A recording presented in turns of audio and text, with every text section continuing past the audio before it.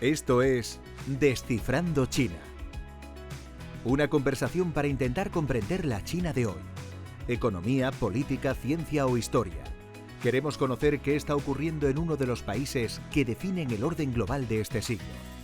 Este podcast está producido por la Fundación Consejo España-China, la principal institución española de diplomacia pública dedicada a China.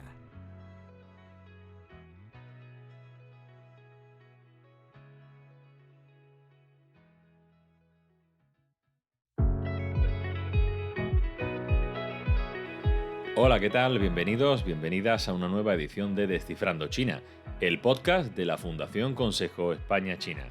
Soy Jesús Gámez. Tras años de crecimiento vertiginoso, con un boom de desarrollo nunca visto en la historia de la humanidad, China parece haber entrado en otra fase. Corrección pasajera o agotamiento de un modelo, el tiempo lo dirá. Pero lo cierto es que no faltan indicadores que sugieren problemas en la segunda economía del mundo. Desde la bajada en la tasa de crecimiento del PIB, que este año se proyecta en un modesto 5%, al persistente miedo al estallido de una burbuja inmobiliaria, pasando por un alto paro juvenil o el despegue fallido del consumo tras el levantamiento de las medidas contra el COVID. Hoy en Descifrando China intentaremos comprender un poco mejor qué nos dicen estos signos y cuáles pueden ser sus implicaciones para España y para el resto del mundo. Para hablar del estado de salud de la economía china, nos acompaña Luis Piñeiro de Matos, economista en el Departamento de Economía y Mercados Internacionales de CaixaBank, especialista en China y la Unión Europea.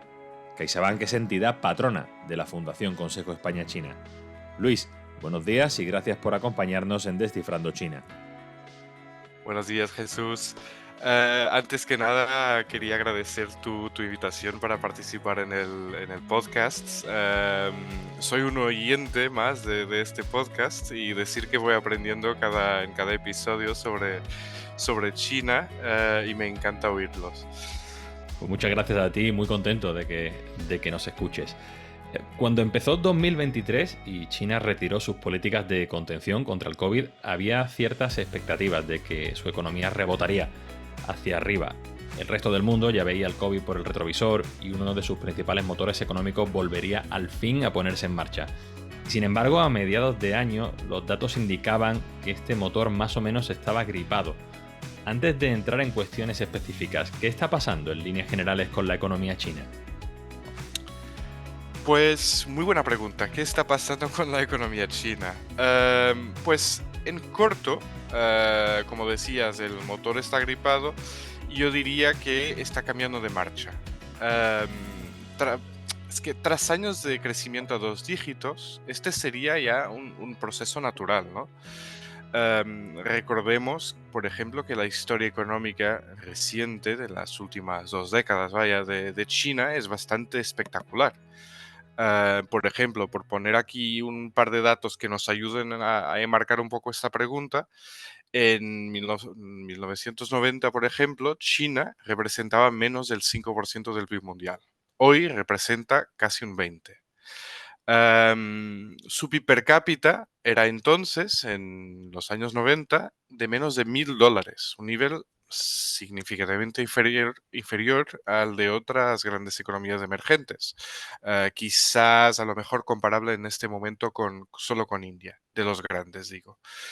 Y supera hoy los $20.000, en paridad poder adquisitivo, muy por encima de países como India, pero incluso Sudáfrica, Indonesia, Brasil, etcétera. Y otro detalle, y aquí pongo detalle entre comillas, interesante, es que también a principios de los años 90, más del 90% de su población vivía en situación de pobreza, era entonces una de las mayores ratios del mundo, y hasta 2021 esa cifra se había reducido a un 3%. Entonces, como decía antes, ¿no? La ralentización a que asistimos ahora tiene que ser entendida en este contexto, como parte de un proceso de medio plazo, de desaceleración, perdón, de su ritmo de crecimiento.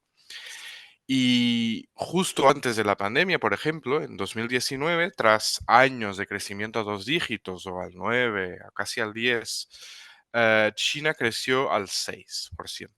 Y tendríamos que remontar casi una década, al 2011 creo, para ver crecimientos superiores al 8%, con una excepción.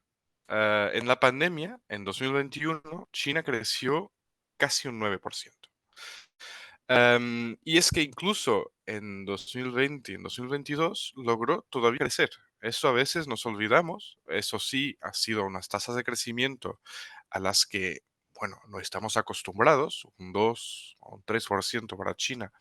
Parece muy poco, pero el hecho es que logró crecer en un año o en este caso 2, 3 años de pandemia absolutamente devastadores para la economía global. Y recordemos entonces dos factores clave a corto plazo de esta pandemia en China. O sea, por un lado, todos recordamos, al menos los dos observadores de China, y no solo, seguramente, las políticas COVID-0 muy estrictas, ¿no? Todos recordamos las imágenes de lockdowns severos en varias ciudades chinas en 2020, 21, en 22, con cierres forzosos, con estos hombres todos vestidos de blanco, encerrando a gente en sus pisos, con cierres forzosos de barrios enteros, ciudades enteras durante meses. Y esto, además, durante un periodo inusualmente largo de tiempo, comparando con el resto del mundo. Y no fue hasta finales del 22 que se han levantado estas restricciones. Además, en el medio del avance de la variante Omicron en el país y en el resto del mundo, y esto ha sorprendido a la mayoría, por lo menos, sino casi todos los observadores de China, tanto en términos de timing de las restricciones, del término de las restricciones, como en la rapidez también de eliminación de, casi diría, cualquier rastro de estas políticas COVID-0. Y luego, decía, un segundo factor que hay que resaltar aquí a corto plazo durante la pandemia ha sido el comportamiento de las exportaciones en el país.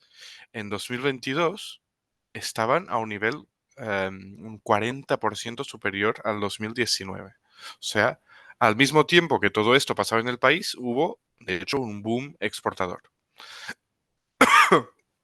Asimismo, em, digamos que en 2023 estamos asistiendo a, digamos, a dos rebalanceos, digamos, en paralelo. El de más medio largo plazo, del que hablamos antes, de la economía china, entendido, digamos, como parte de la transformación estructural del país y de su modelo de crecimiento, y luego el de corto plazo. Las exportaciones de China al resto del mundo están ahora aproximadamente un 9% por debajo de las de hace un año, empujado, eso es cierto, por el enfriamiento de la demanda global, pero también por este rebalanceo, digamos, de la demanda global hacia los servicios y por lo tanto eh, importando menos bienes de China. Además, a este balance hay que añadir otro factor en el corto plazo, la crisis del sector inmobiliario, que entra ya en su tercer año y está presionando a las perspectivas macro para este año y, digamos, en el medio plazo. Por cerrar, entre comillas, una vez más, el tema con una nota positiva, las últimas semanas, de hecho, han salido datos de actividad correspondientes al mes de agosto por encima de lo que se esperaba, tanto del lado de la producción como del lado del consumo, consumo interno, por ejemplo, las ventas minoristas, como del consumo externo. El dato de exportaciones, a pesar de negativo, ha sido superior a lo previsto. Y por otro lado, el gobierno chino en las últimas semanas ha anunciado nuevas medidas, quizás las más ambiciosas hasta la fecha, en el sector inmobiliario. En conjunto, entonces, con esta información de que disponemos a día de hoy, digamos, creemos que China sí que podría crecer al 5% este año. El objetivo oficial del gobierno es del 5% o incluso ligeramente por encima. Has tocado algunas de las cuestiones más concretas que querría discutir contigo en la entrevista, con exportaciones, crecimiento del PIB, consumo, pero por empezar por este último. Se esperaba que el consumo interno chino se disparara tras el COVID.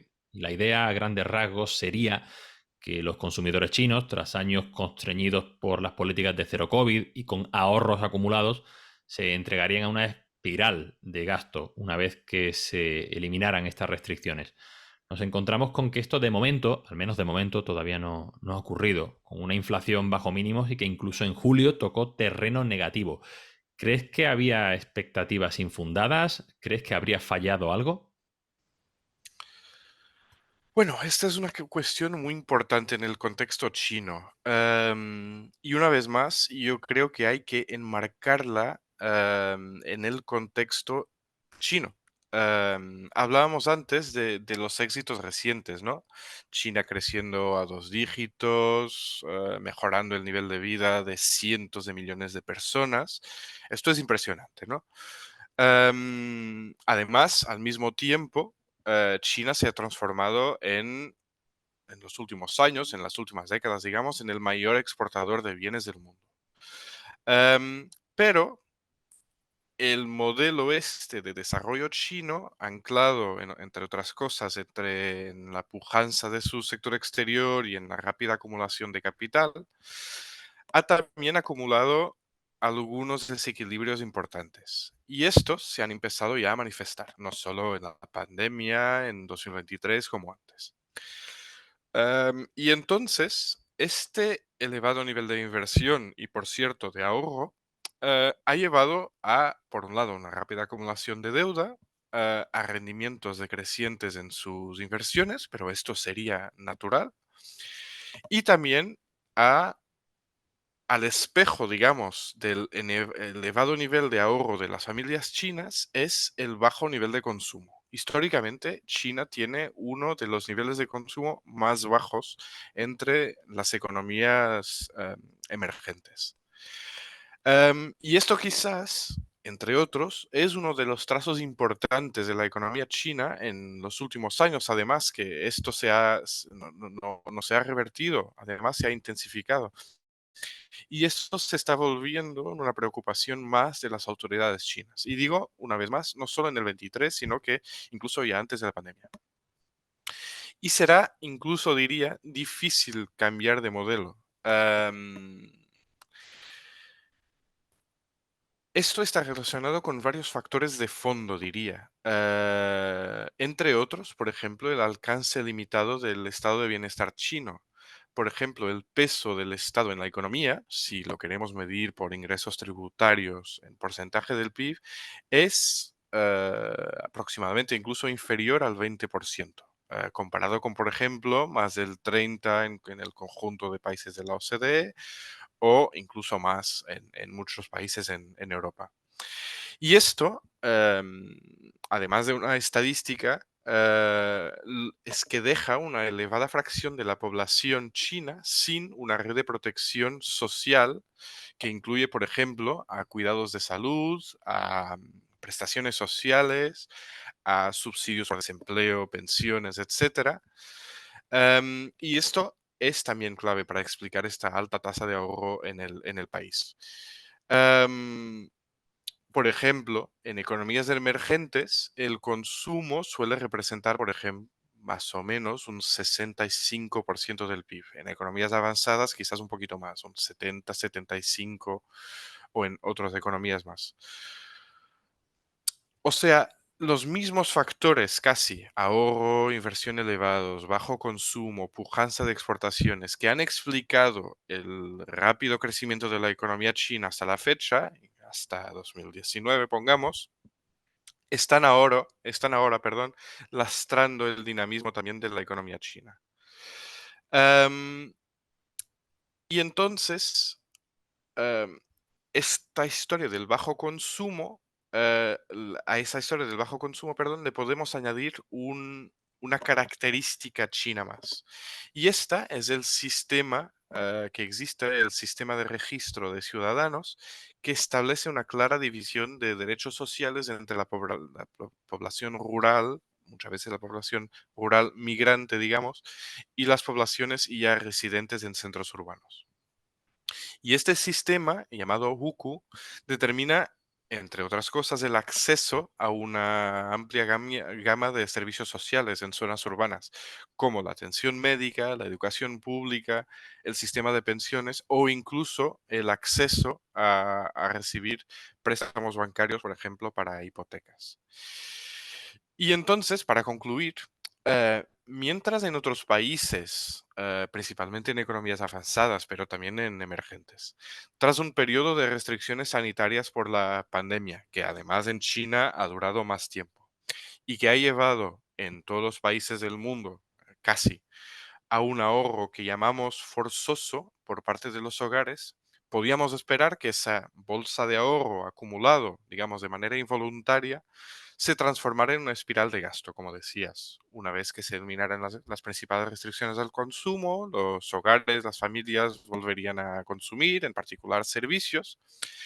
Em, y lo que estamos viendo es que en el caso chino esto no está pasando, o por lo menos, digamos, no está pasando en la escala vista. Sí que ha pasado, por ejemplo, en el primer trimestre se ha visto muy bien la recuperación del sector servicios, pero no se podía esperar ni se ha observado algo de la misma magnitud que, por ejemplo, lo que se ha observado en Estados Unidos o en otras economías avanzadas.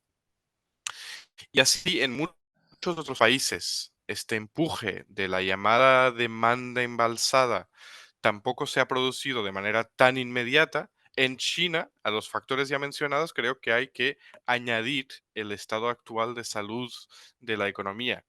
Y entre otras cosas, más allá de estos factores estructurales, digamos, de su economía, que ya hemos hablado justo antes, pues hay también niveles de confianza en la economía de consumidores, de inversores históricamente bajos. Y creo que esto, además de que el consumidor chino en general tiene un ahorro de precaución de cara a su jubilación o de cara a posibles problemas de salud no cubiertos por el Estado, esta falta de confianza no solo, pero también por la crisis en el sector inmobiliario, creo que está presionando, de hecho, las perspectivas de consumo y de pujanza económica de la economía china. Aludías a una cuestión que me parece interesante, que es la relativa debilidad de la red de protección, red de servicios sociales de China. Leo en muchos análisis que el gobierno chino sería un tanto reacio a fortalecer esta red por miedo a incentivar lo que en inglés se conoce como welfarism, que es un término que no sé muy bien cómo traducir al castellano. Quizás en un término muchísimo más coloquial sería lo que aquí llamamos la paguita. Eh, ¿Crees que esto es así? ¿Crees que el gobierno chino es reacio a esto y que algo que sería curioso, por cierto, en un gobierno comunista? Sí, diría que sí. O sea, una vez más lo dices bien, sería curioso en un gobierno comunista, pero es un comunismo chino y en particular en los últimos años, como bien sabemos, es un comunismo muy específico de Xi Jinping, del presidente. Y entonces sí que es verdad que históricamente China ha sido por lo menos escéptica con respecto a este welfarism, como decías, tampoco sé muy bien la traducción en castellano. Y entonces, como este bajo nivel de consumo está también anclado en esta falta de red de protección, yo creo que esto será muy difícil de revertir. Eso sí, dicho esto, que en particular bajo Xi Jinping, China es aún más, tiene aún más precaución con respecto a esta red de protección social, digamos, se están viendo reformas importantes al nivel de este sistema Huku, que sería muy importante también, porque además lo que hace el sistema y lo que hizo históricamente es crear una especie de ciudadanos urbanos con derechos sociales relativamente importantes y luego una gran masa de población no urbana y que ha migrado a zonas urbanas sin esos derechos. Y entonces, aunque el Estado chino, pongamos que digamos, no aumente demasiado los beneficios a toda la población, sí que la reforma a nivel local, a nivel de ciudades de esos sistemas SUCU, sí que puede cambiar algo. No diría para año que viene, por cierto, pero a lo largo de los próximos años, eh, la década vaya.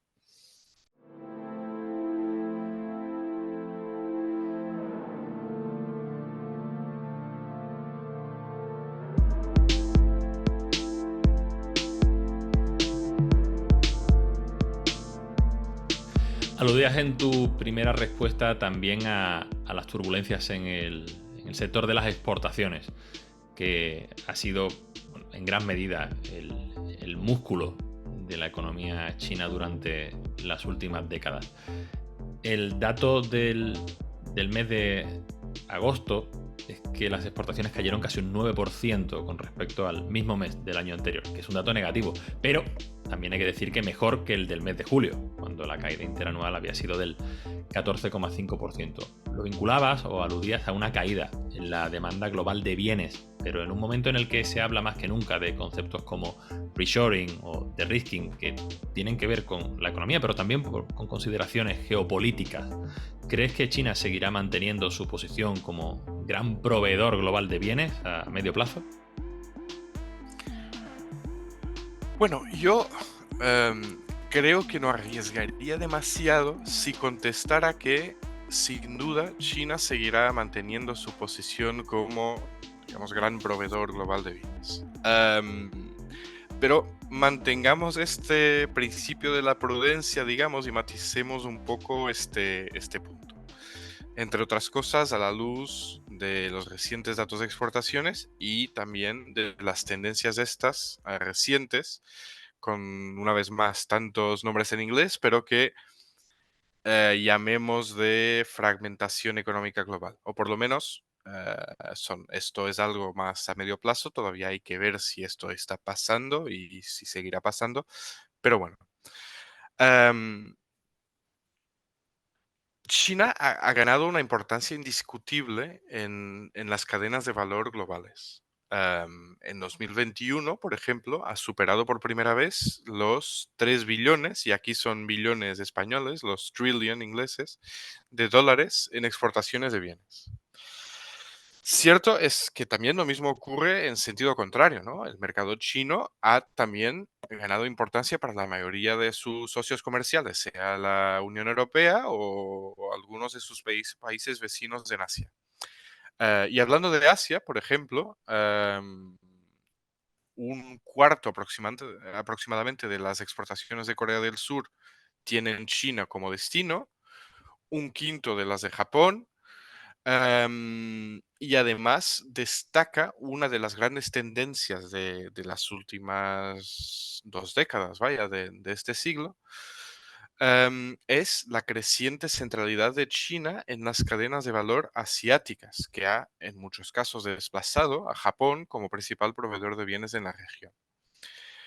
Em, y entonces, no solo en Asia, como en todo el mundo, si nos enfocamos, por ejemplo, en el caso de la Unión Europea, China se ha convertido también en el principal origen de importaciones del bloque europeo.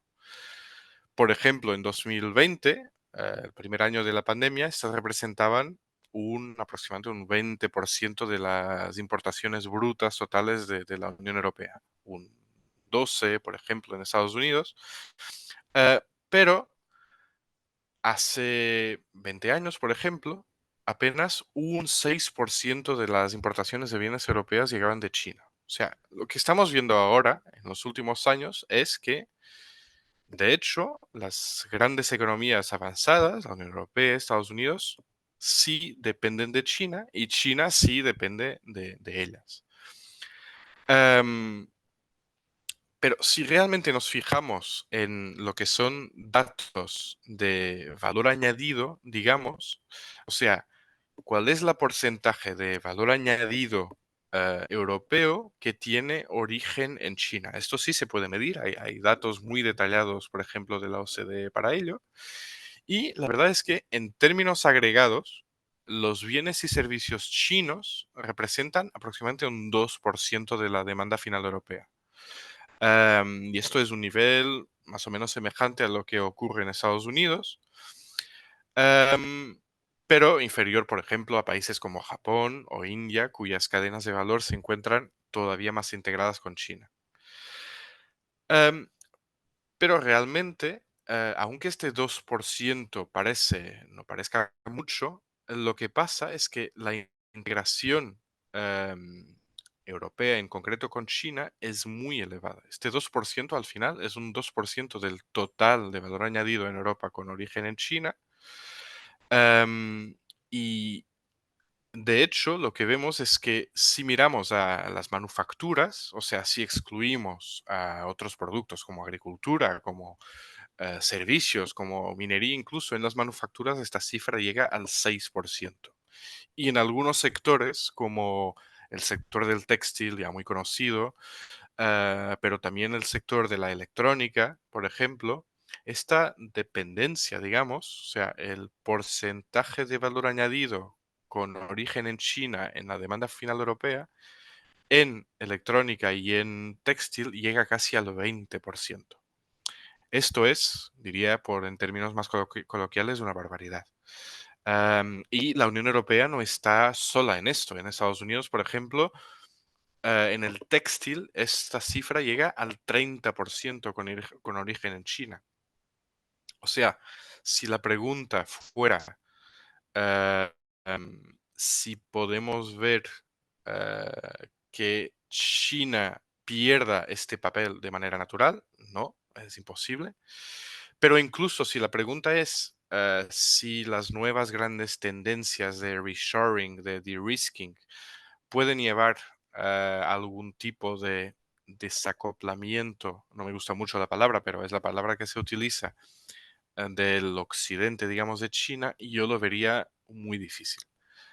Pongamos el ejemplo de Rusia, por ejemplo, lo difícil que ha sido y todavía está siendo desde el inicio de la guerra con Ucrania deshacerse, digamos, de la dependencia energética de Rusia. Y eso que diría em, el gas natural o el petróleo es mucho más fácil, aunque sea muy difícil, pero sería más fácil buscar otros proveedores. Imaginándonos en otro tipo de cadenas de valor, sea del textil, de la industria química, de la farmacéutica, de la electrónica, incluso ahora de la industria automóvil, muy importante, en las baterías, en materias primas críticas, encontrar a otro proveedor cuando China tiene una dimensión económica mucho más importante y un desarrollo tecnológico ya muy significativo en muchas de estas industrias, pues honestamente no lo veo. Eso sí es verdad que el de-risking, el reshoring o el friendshoring llevará a cambios en el patrón de comercio internacional. Pero China, por su dimensión, por la capacidad exportadora que ha ganado en los últimos años, pues seguramente lo seguirá manteniendo una posición dominante en muchos mercados y si miramos en términos agregados, pues lo veo muy difícil sustituir a China.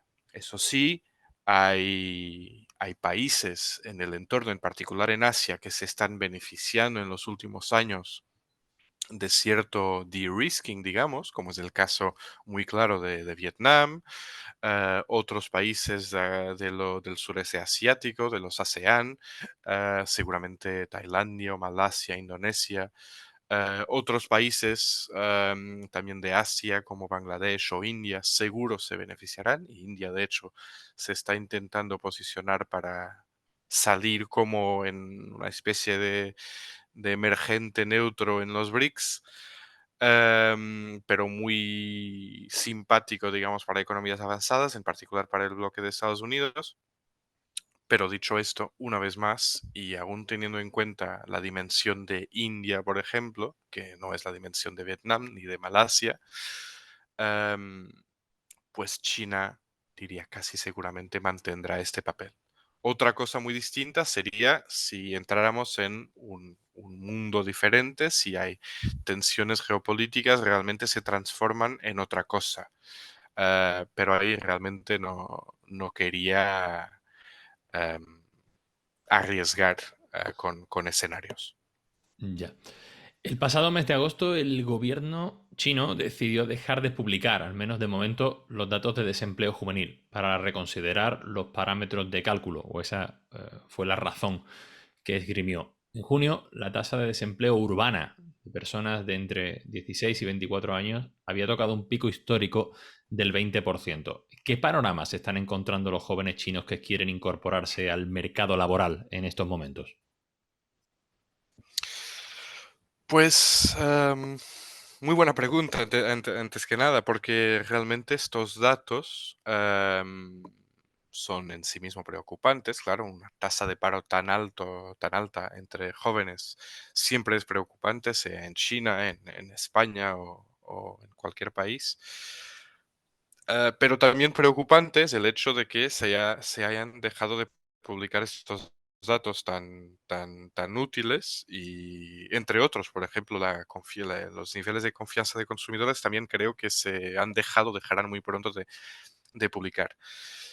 Y pues yo diría que el panorama para estos jóvenes chinos ha cambiado bastante en los últimos años. Ha cambiado internamente.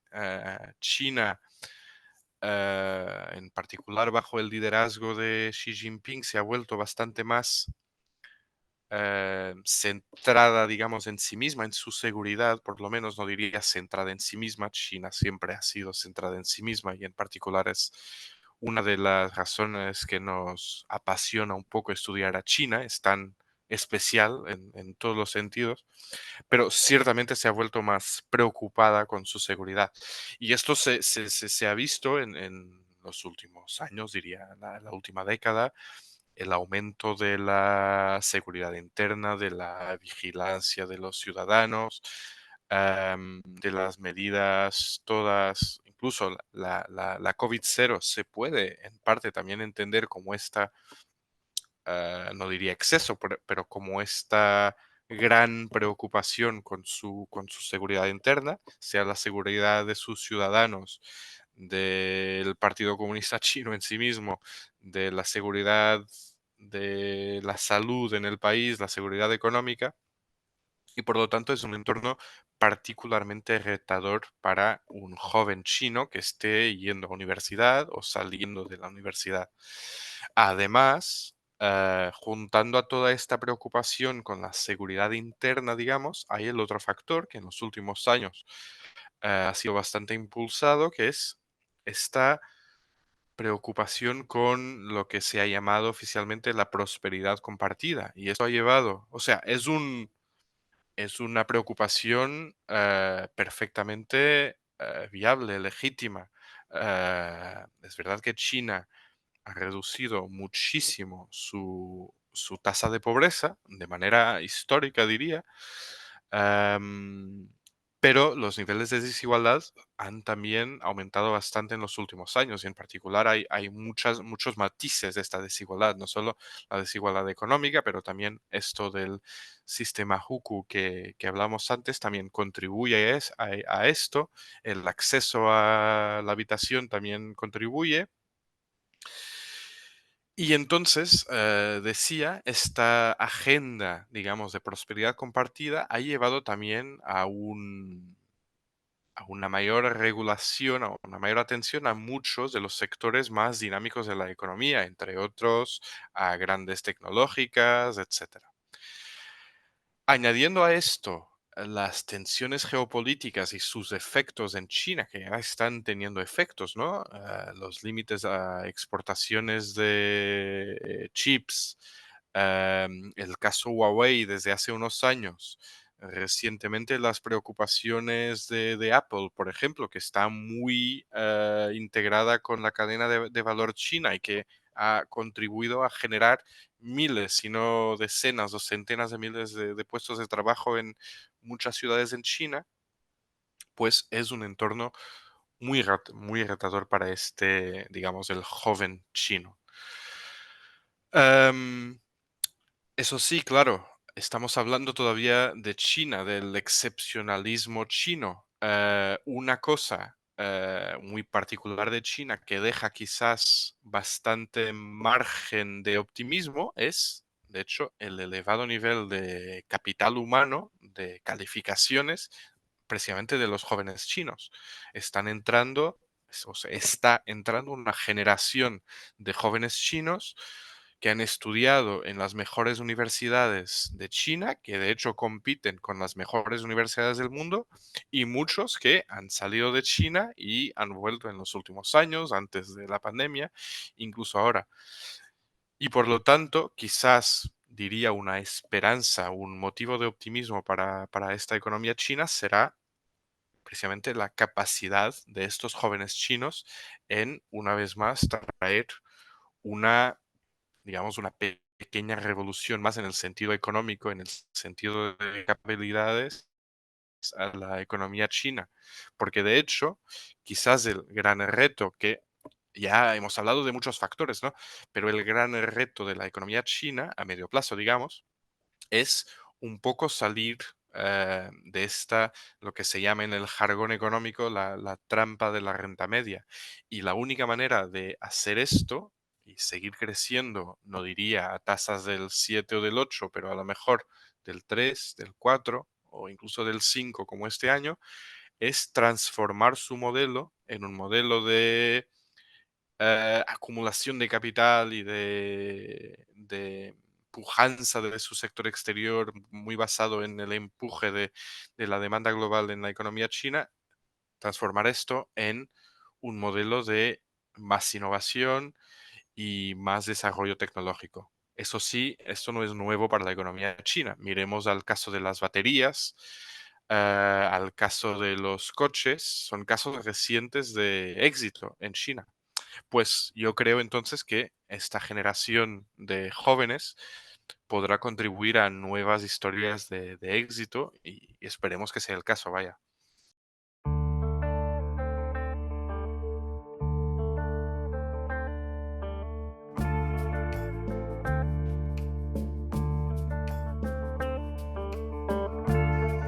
Luis, hay otro tema que daría para un capítulo entero del podcast, pero me gustaría intentar resumirlo en una pregunta, que es el del sector inmobiliario. También aludías a él en tu primera respuesta. A los problemas de la promotora Evergrande, que son conocidos desde hace años, se suman los de su competidora Country Garden, la mayor promotora del país, que en agosto anunció que espera pérdidas históricas.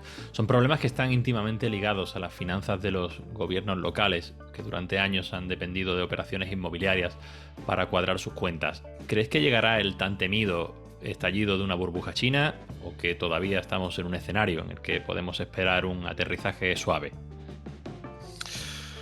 Yo, yo mantendría esta idea, que todavía en el momento que nos encontramos, a pesar de que, como decía antes, estamos entrando ya en el tercer año de corrección en el inmobiliario, yo diría que todavía podemos esperar un aterrizaje más suave. El ejemplo de Country Garden es un buen ejemplo. A mediados de agosto, creo que ha sido, hubo un impago de su deuda. Pero el hecho es que al final, a inicios de septiembre, ha podido al final pagar su deuda y evitar entrar en este default oficial, digamos. Eso sí, no es una buena señal para el sector.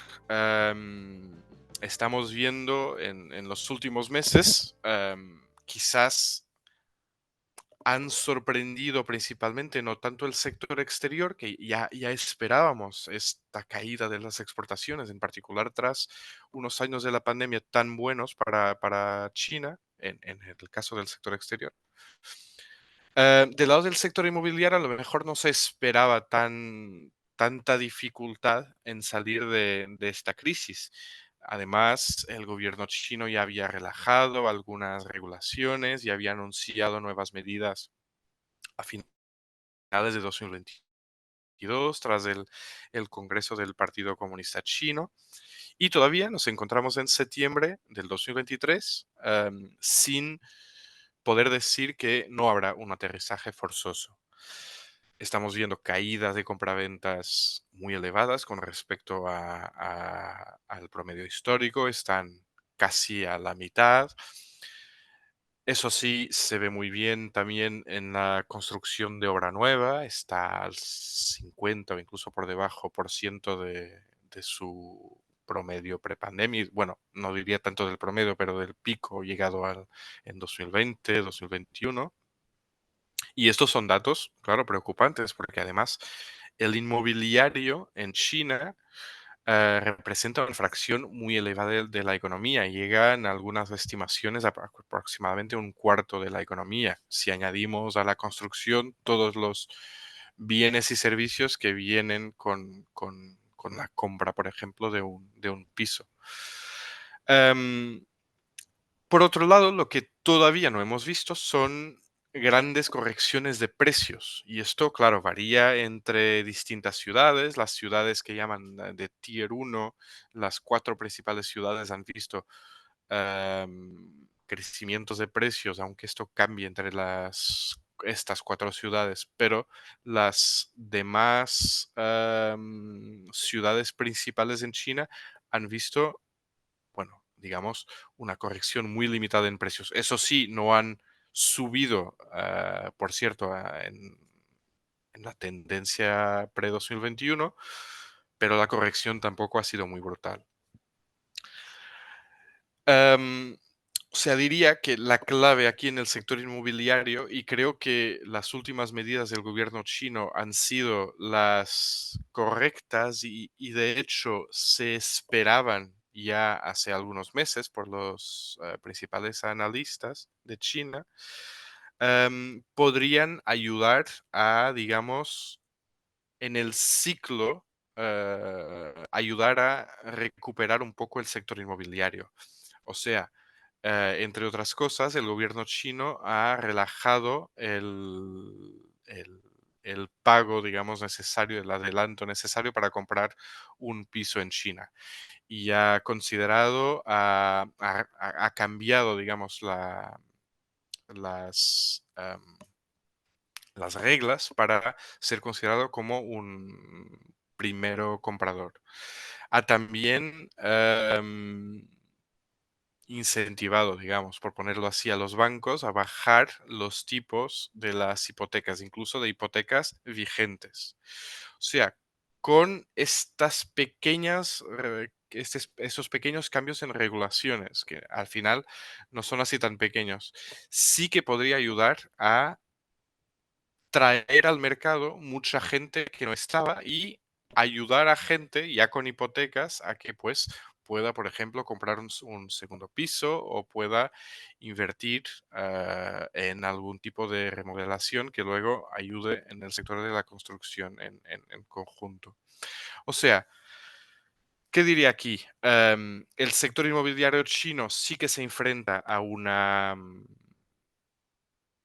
digamos, a un cambio estructural. No se podrá contar en los próximos años con una contribución positiva del sector inmobiliario en su conjunto al crecimiento de China.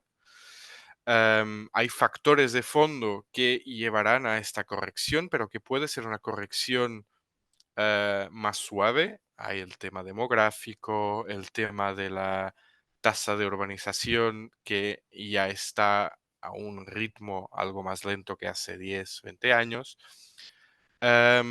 Y por otra parte, sí que queda, como decías, una tarea pendiente, a pesar de que estas nuevas restricciones, estas nuevas relajaciones de algún tipo de regulación, en particular en zonas urbanas, puedan ayudar. Quedan pendientes estos deberes, digamos, de la dependencia de la economía china y en particular de los gobiernos locales de la pujanza del sector inmobiliario. Y aquí sí que son tareas bastante más complicadas. Estamos hablando ya de cambiar, digamos, el patrón de financiación de las administraciones locales. O estamos también hablando de, pues, teniendo en cuenta que el sector inmobiliario ha sido un vehículo de ahorro de la familia mediana china, digamos, eh, en la última generación, pues habrá también que, además en este contexto que Xi Jinping lo ha repetido múltiples veces, que las casas no son para especular, son para vivir, habrá que cambiar un poco el modelo. Eso sí, hay bastantes factores en China que me permiten, digamos, que nos permiten mantener el optimismo que se puede evitar el estallido de la burbuja. Una de ellas es que muchas de las inmobiliarias, empresas públicas, sí que están viendo un comportamiento un poco mejor en los últimos meses y en el último año que las promotoras privadas. O sea, hay todavía demanda por inmobiliario, pero hay una crisis de confianza. Luis, hemos hablado de muchos temas, como decía antes, cada uno de ellos casi que podría dar para profundizar en un episodio específico, pero me Sin duda. gustaría terminar con una pregunta prospectiva un tanto general. Si llegara la tan temida gran crisis económica a China, ¿qué efecto podría tener en el resto del mundo y en concreto en España? ¿Qué tan expuestos estamos a la economía china? Pues justo lo estamos mirando ahora. Es una pregunta, además, difícil de contestar, tanto por su complejidad, por la complejidad de China, de las relaciones económicas y no solo económicas de China con el resto del mundo, pero también porque en gran medida estamos en aguas no conocidas, digamos, por decirlo así. ¿Cuándo ha sido la última gran crisis china? Pues no ha sido en la última generación. Eso sí, hemos visto turbulencias de mercado en 2015. Siempre al final China está en las noticias, muchas veces por cosas positivas, otras veces un poco más negativas, pero no hemos visto una crisis china, una burbuja en China reventando y con implicaciones globales. Pero sí que podemos decir algo con respecto a esto.